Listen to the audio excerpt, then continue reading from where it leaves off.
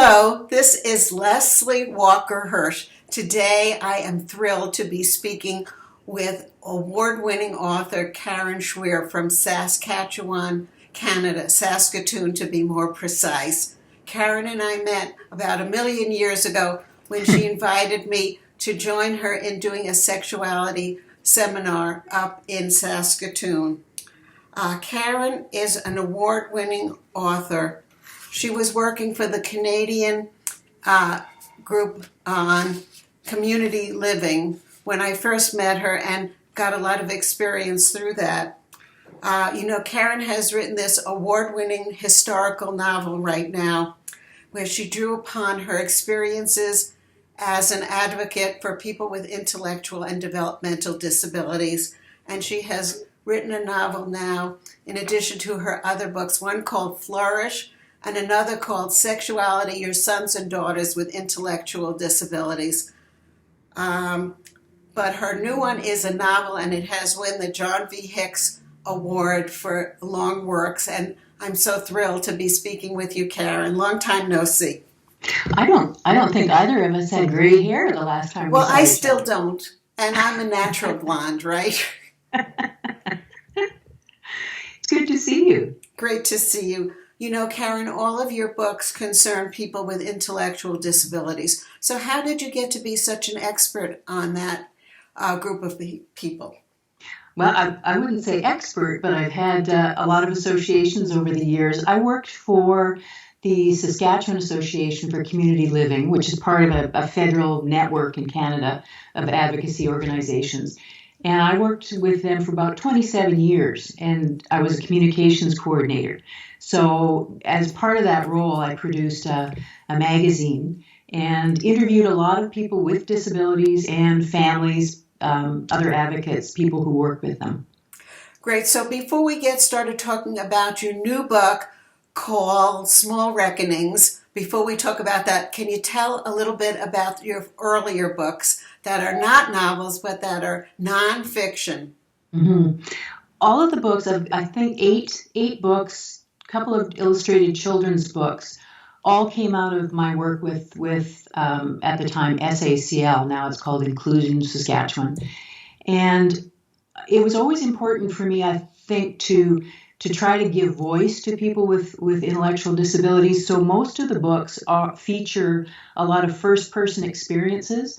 The first one I did was a series of interviews in the first person with people who lived in institutions, either still did or had found their way out into the community. And I always heard the stories from a family perspective or from professional perspectives. But I thought it was really, really vital to have the voices of those people talking about what their lives had been like. Wow. So your nonfiction books are really first-hand accounts of life in Saskatchewan as a person with an intellectual disability during that time frame. Yes, and not just people who lived in institutions, but I also interviewed in Canada, the U.S., and in other countries people about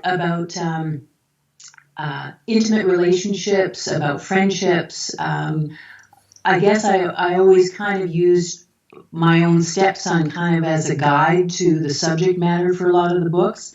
One of the things that I did gain when I worked for SACL was I married a board member who had 3 children, and the oldest, Jim, has Down syndrome. So I kind of had a steep learning curve as a parent. So a lot of the issues that I based the books on were things that I wanted to understand about Jim and how he could live his life. Wonderful. So can you give us a little bit of a teaser about Small Reckonings, and why do you think I would invite a wonderful person who wrote a historical novel to be a guest interview subject on the Facts of Life and More newsletter about intellectual disabilities and social and sexual development? Fill us in on that. It's always hard to give you a teaser without giving away the no spoiler, please. No. The novel takes place in rural Saskatchewan in the 1920s and 30s during the Depression. And there is a child born to this homesteading family who, at the time, was labeled feeble-minded. That was the lovely labels people had at that time. There are things that happen to Violet, this particular character. I wanted to explore how her family saw her as a whole sexual human being. There are some things that I can't tell you that really kind of throws her into kind of some traumatic experiences that have to do with her sexuality, how she's perceived by others in her family and people in that community. And I wanted to have readers, knowing where the time period it was set, I wanted to have readers know her well enough to think, why did her life have to take that direction? So I'm sorry.